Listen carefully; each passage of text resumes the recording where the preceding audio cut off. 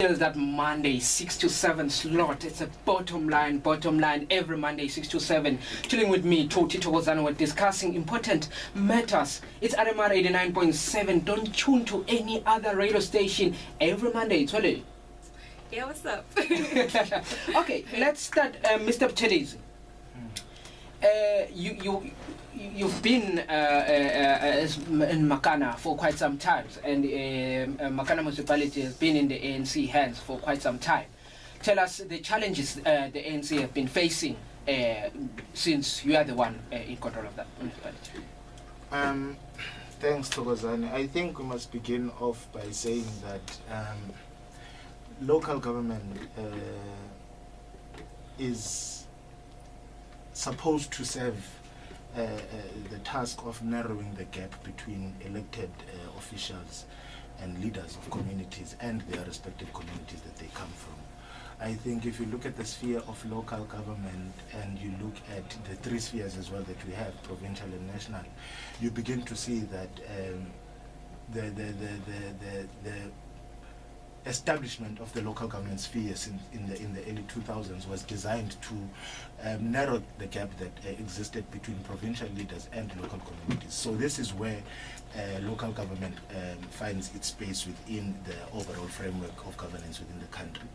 Now, in regards to then saying what is it that has been a challenge in local government, particularly here in Makana, yes, as led by the African National Congress, there have been a number of challenges that have been experienced, but also as well we must be able to say in the same breath that what was, what is, and what ought to be as it relates to development in this country are all different phases of the same trajectory. I mean, if you look at Makana in terms of what it was before the establishment of local government, you'll begin to see that there have been steps that have been taken in order to address some of the backlog in service delivery that we inherited from the previous regime in South Africa. So you then begin to also say that where we are now as a country is not necessarily where we ought to be as it relates to development.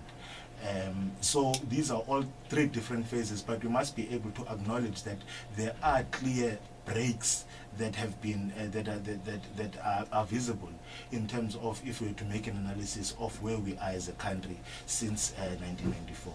So where we were, there have been improvements, but also yes, there are challenges such as attracting the right number or the right set of skills to be able to roll out services in our communities. Challenges such as also being able to deal sustainably with the issues as it relates to the water issues in Grahamstown and also the electricity issues in Grahamstown. Yes. Noting that also, Thokozane, that all of these issues that I'm raising were designed to cater for a small section of the community and the population of Grahamstown. I might just so we have extended cut you there. Darren, they are closing the gap. That's what he says. That's the role of the local municipality, and that's what they've been doing as the ANC. What's your thoughts?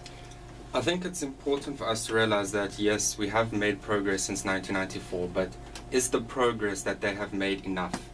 And I think we can very much guarantee that not enough has been done. We need to understand what the basic role of local government is. The basic role is to ensure that simple things, the lights stay on, water is accessible, traffic lights work, repairs and maintenance are carried out, and that people feel included in the economy. We need to ensure that we have a government that is committed and determined to doing the basic things right. And we have shown that where we govern, we are making progress. If you look at the statistics, such as in Cape Town and Midvale and the Northern Karoo, you can see that we are making progress. Corruption is stopped, we are delivering services. Darren, I don't want to cut you, but I just want you to say, yes, Buthelezi is speaking the truth. They are doing the right job. They are providing water. That what essentially you are saying is what he was saying. He's saying they are providing water and they are taking steps to ensure a productive local government. Just to jump in there for a minute, I just want to understand also what changes have you seen, Tobisi, from the previous elections, from the last elections, local elections that we had in Grahamstown specifically? Thanks, Twelo. You know, I like Darren here when he acknowledges that we have made progress. I think even a broken clock is correct twice a day at least. So, what is it that I have witnessed? Look, I have to be honest with you. I arrived in Grahamstown in 2012 to be a student at Rhodes University. And in terms of what it is that I have seen that has come as improvements, I can count a number of things, such as the rollout of sanitation in communities in Grahamstown, and also things such as also the new building of the dam in Fort Brown, in order to assist in dealing with the current water crisis in Grahamstown. Also, houses have been built for the people, particularly in Extension 10. I can, as citing just one example, these are all houses that have been built since the last local government elections in 2011. But also, above and beyond that, the fact that you are saying that I must count tangible things is also ignoring a certain aspect of local government.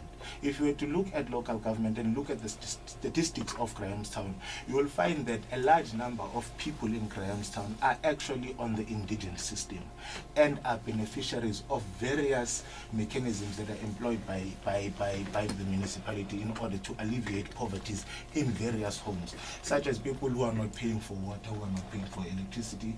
There are a high number of people who are not paying for basic services that are offered by the municipality, particularly because we understand that as the community of Grahamstown, when it comes to issues of economic development, is not necessarily where it ought to be in order to be able to sustain itself without resorting. Let me cut you.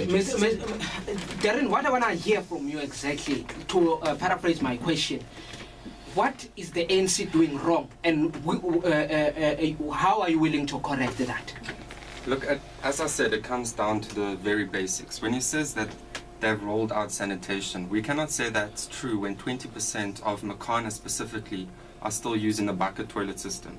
We can't say that we are fixing the infrastructural backlog when water is a scarcity in Grahamstown.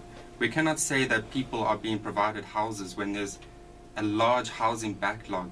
And also with the Extension 10 that they are so proud of, we need to acknowledge that there's rampant corruption amongst that Extension 10 houses. We know that ANC councillors sold houses to specific family members when it came to those. I take objection to that. You see, so there's this. Can I just finish my point quick? Can I finish my point? Can you finish? Can I finish my point quick? The thing is, there is rampant corruption in this municipality, and if we can see, ever since the dawn of democracy, there has not been a mayor in this municipality that has finished their 5-year term. The mayors come, they go, they get redeployed to higher positions for higher salaries. So there is no sense of any accountability, and there's not a time now more than ever in this democracy where change is needed. And we have shown that we are that change and that we can deliver basic services to the people. Just listeners are not aware what's happening. Why is the EFF not saying anything? The EFF is not here. We invited them, and I can confirm I have the email. I've sent it to Abongile James, confirmed RSVP. Before the deadline for RSVP, but she didn't show up.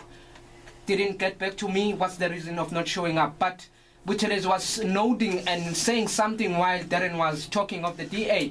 Buthelezi, just to remind you, my listener, is a running candidate for this at Rhodes University to be the councillor, and Darren is from the DA running to be the councillor. I don't know why Abongile didn't come, but we shall hear from her as time goes on. Buthelezi, you were nodding your head. Look, I was nodding, not in agreement, but I was wondering why this person sitting next to me insists on lying. Look, when Darren says that there is still a backlog of 20%, you must also remember what is it that I said, that there are still challenges. We have, when he says that there's a backlog of 20% as it relates to sanitation, it means that he acknowledges that that backlog is less than what it was in the past. Also, as it relates to housing, you know, the DA is very quick to stand up and throw accusations of corruption without providing tangible proof to that effect. I am definitely against all and every form of corruption. The African National Congress and its policies, I think, have made it very clear on that. But what the DA and all other political organizations cannot do is that they cannot seek to abuse platforms such as these ones to make spurious accusations that they fail to take to the relevant authorities. There is no person of the DA who has actually laid a formal complaint against the councillor of the ANC and said that the person has been involved in corruption or selling of houses. Let's not put words on his mouth.